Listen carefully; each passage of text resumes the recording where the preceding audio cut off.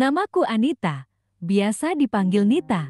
Usiaku 29 tahun, aku sudah menikah dan mempunyai satu anak. Aku bekerja di sebuah pabrik tisu di kotaku. Suamiku bernama Irwan, usianya 30 tahun. Dia awalnya bekerja di pabrik juga. Anak kami diasuh oleh mertuaku di kampung. Setahun yang lalu, suamiku terkena pengurangan di tempat bekerjanya. Sekarang dia masih menganggur. Awalnya dia optimis ingin wirausaha.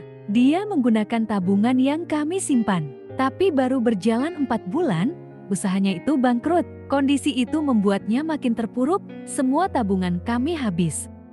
Irwan hanya diam saja di rumah, sedang aku yang harus menanggung kebutuhan. Aku pun mulai bingung. Aku sangat berat dengan kondisi ini. Aku harus mencukupi kebutuhan di sini dan harus mengirimkan uang ke kampung untuk anakku di sana. Demi anakku, aku rela berjuang seperti ini. Tapi akhirnya aku tak bisa berkata apa-apa. Bahwasanya bulan depan adalah masa peralihan kontrak antara aku diakhiri kontrakku atau jati karyawan. Aku pun udah mengingatkan Irwan dan memintanya mencari kerja lagi sebelum kontrakku habis, karena aku tahu jarang sekali ada pengangkatan. Irwan tak mau mendengarkan omonganku, dia tak merespon apa-apa. Dalam hati, aku sangat jengkel. Mau sampai kapan dia seperti itu? Kita masih ada tanggungan anak yang masih kecil. Akhirnya aku datang ke Mas Hasan. Mas Hasan adalah mandor di pabrik. Dia juga masih satu kampung denganku. Tak hanya itu, Mas Hasan juga yang mengajakku kerja di situ. Aku datang ke rumahnya. Di situ juga ada Mbak Nila, istri Mas Hasan. Kami semua sudah dekat sejak di kampung. Aku yang selama ini diam. Aku mulai berani menceritakan semuanya ke mereka. Aku takut. Gimana kalau nanti aku lama dapat kerjaan lagi? Sedangkan suamiku belum kerja. Anakku punya kebutuhan. Sedangkan mertuaku juga menunggu kiriman dariku. Di situ Mbak Nila menenangkanku. Dia merasakan apa yang aku rasakan. Mas Hasan pun bingung, dia tak punya wewenang atas pengangkatanku. Tapi dia memberi sedikit bocoran. Sebenarnya ada satu orang yang mempunyai kuasa saat pengangkatan. Dia biasanya mempunyai satu rekomendasi untuk hal itu. Tapi agak berat memang, dia terkenal sering meminta uang. Dan itu pun nominalnya lumayan banyak. Namanya Pak Budi, dia salah satu direksi di pabrik itu. Dia sudah berumur, mungkin 2 tahun lagi dia pensiun. Aku mendengar itu sangatlah putus asa. Uang dari mana aku? Tiba-tiba Mbak Nila bilang, gini aja, pakai uangku dulu. Aku ada 10 juta, kamu bawa dulu, nanti kamu angsur tiap bulannya. Di situ aku kaget, aku langsung memeluk Mbak Nila. Aku mengucapkan banyak terima kasih ke Mbak Nila dan Mas Hasan. Mas Hasan bilang temui saja di rumahnya hari Sabtu ini. Dia memberikanku alamat, dia bilang dia tak bisa menghantarkan karena ada acara di sekolah anaknya. Kalau ditanya tahu dari mana, bilang saja dari Hasan, ucap Mas Hasan. Singkat cerita, hari ini hari Sabtu, aku pergi menemui alamat Pak Budi. Setelah sampai sana aku terkejut. Rumah Pak Budi sangat besar, beda dengan rumah karyawan pada umumnya. Aku pun menekan bel, tak lama Pak Budi membuka gerbang. Dia memandangiku bingung, cari siapa ya? Ucapnya. Maaf Pak, mengganggu waktunya. Saya mau ketemu Bapak. Jawabku, ada perlu apa dengan aku? Tanyanya masih bingung. Saya bekerja di PT Tisu Pak, saya ada perlu dengan Bapak. Jawabku, dari PT Tisu. Silakan masuk, kita ngobrol aja di dalam. Ucapnya. Sepertinya dia tahu tujuanku ke situ. Dia pun mengajakku masuk ke rumahnya. Aku dipersilakan duduk di ruang tamu. Rumahnya bagus banget. Dia masuk ke dalam dan membawakan minuman botol untukku. Nama kamu siapa? Ucapnya. Saya Nita Pak. Jawabku. Dari bagian apa? Tanyanya. Saya bagian ceking Pak. Jawabku. Tahu alamatku dari mana? Ucapnya. Dari Mas Hasan Pak. Jawabku, oh Hasan, ada perlu apa cari aku? Tanyanya, maaf sebelumnya Pak, saya kesini mau minta tolong ke Bapak. Ucapku, tolong apa? Ucapnya sambil tersenyum. Gini Pak, 2 bulan lagi saya peralihan kontrak Pak. Saya minta tolong, ucapku. Oh soal itu, aku cuma ada satu rekomendasi. Yang datang ke sini udah 3 orang. Orang gudang, orang produksi, sekarang kamu, ucapnya. Aku pun memelas meminta tolong kepadanya. Aku minta tolong banget, apapun syaratnya aku penuhi, karena jujur aku sangat butuh kerjaan ini. Dia pun bilang, dia tahu tujuanku ke sini, dia juga tahu. Pasti aku sudah tahu. Soal syarat yang biasanya diminta, aku pun hanya mengangguk. Dalam hatiku, paling di bawah 10 juta. Aku pun meminta Pak Budi menyebut berapa maharnya. Dia hanya tersenyum dan memberikan kode dengan jarinya. 20. Di situ aku kaget, aku tak ada duit sebanyak itu. Aku hanya ada setengahnya, Pak Budi bilang. Dia tak memaksa, 20 itu.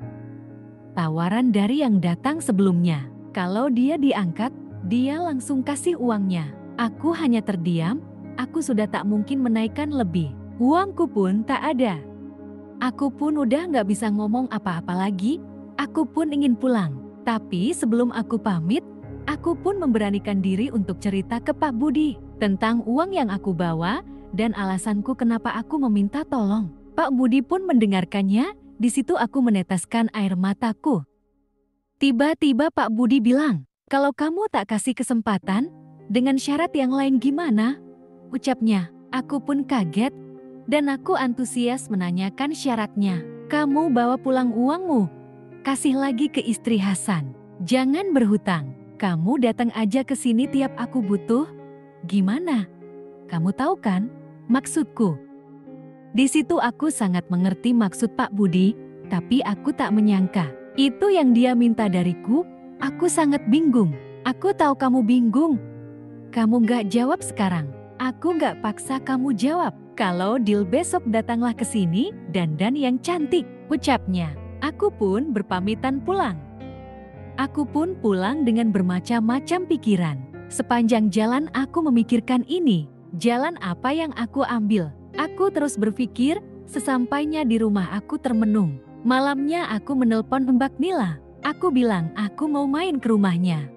Sesampainya di sana aku mengembalikan uangnya. Dan aku cerita tentang yang 20 juta itu. Mbak Nila meminta maaf tak bisa bantu, dia tak ada sebanyak itu. Aku pun bilang aku juga nggak mau kalau sebanyak itu. Aku pun pulang dan berterima kasih atas kebaikan mereka. Aku pun cerita ke Mas Irwan. Aku hanya membahas soal akhir kontrakku. Aku tak bahas soal Pak Budi. Irwan dengan gampangnya bilang, ya sudah kalau habis kita pulang kampung. Aku pun bertanya, terus di kampung mau apa? Di sini banyak kesempatan saja. Kita tak bisa manfaatkan apalagi di kampung. Gimana anak kita? Iya nanti juga ada kerjaan, ucapnya sambil pergi. Di situ aku merasa kecewa atas jawabannya. Aku termenung, aku harus berjuang untuk anakku, meskipun berat. Keesokan harinya aku datang ke rumah Pak Budi. Pak Budi pun hanya tersenyum melihatku. Kita pun memulainya, meski awalnya terpaksa. Pak Budi bisa membuatku menjadi bisa menikmati ini. Meskipun begitu, aku tetap ada ganjalan di hati yang tak bisa hilang. Setelah selesai, aku tak langsung pulang. Meskipun Pak Budi mengizinkanku pulang, aku membantu Pak Budi di rumahnya. Pak Budi tinggal sendiri. Istrinya sudah lama meninggal, sedang anaknya ikut dengan suaminya. Aku pun berusaha menyenangkan hatinya. Setelah sore aku izin pulang, aku pun pulang. Setelah 3 hari dari kejadian itu, aku dipanggil personalia. Aku dapat bagian baru. Aku jadi asisten Pak Budi sekarang. Di situ aku kaget. Tiba-tiba aku dapat jabatan baru. Tak hanya itu, aku langsung diangkat jadi karyawan. Aku meneteskan air mataku di situ. Aku dapat jabatan itu dengan alasan Pak Budi sudah masuk masa pensiun. Aku harus selalu mendampingi dia, di pabrik atau di luar pabrik. Aku pun menyanggupinya, aku pun mulai menjalani ini semua. Tak hanya itu, kerjaanku lebih santai. Aku sering keluar pabrik, Pak Budi selalu meminta jatahnya. Kadang aku harus ngantor di rumahnya, tapi aku mulai menyukainya.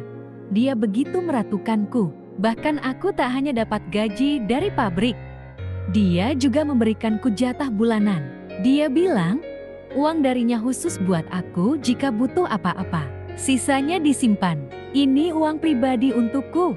Cukup aku dan Pak Budi yang tahu. Aku pun berterima kasih kepadanya. Lama-kelamaan pun, suamiku makin curiga. Dia cemburu dan memintaku untuk keluar. Aku pun menolak permintaan Irwan itu karena aku sudah nyaman di situ. Bukan hanya kerjaan tapi servis Pak Budi. Dia pun bilang minta pisah jika tak keluar. Aku pun menyanggupinya kalau pisah. Akhirnya aku berpisah dengan Irwan. Setelah 5 bulan pisah dengan Irwan, Pak Budi pun melamarku. Aku tak bisa menolaknya. Aku sudah jatuh cinta dengannya. Pak Budi bilang nanti saat dia pensiun, dia akan menikahiku dan aku tak perlu kerja di sini lagi. Aku pun hanya mengangguk. Tapi sebelum aku keluar, aku meminta Pak Budi untuk merekomendasikan Mas Hasan untuk naik jabatan. Mas Hasan dan istrinya sudah banyak berjasa denganku. Pak Budi pun menyanggupinya. Inilah kisah Anita dan Pak Budi.